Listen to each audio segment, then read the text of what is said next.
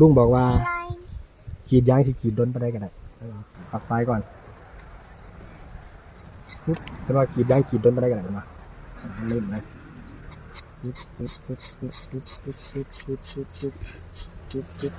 ขาลงไปไหมขาครับแล้วขีดแล้วมั้งยางนี่ต้องไว้นะ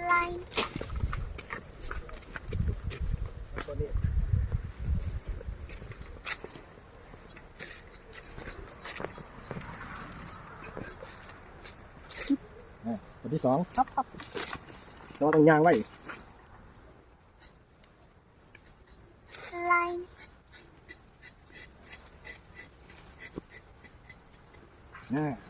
จุ๊บ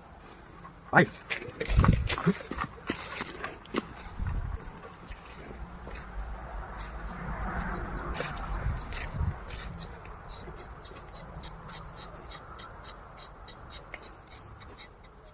บ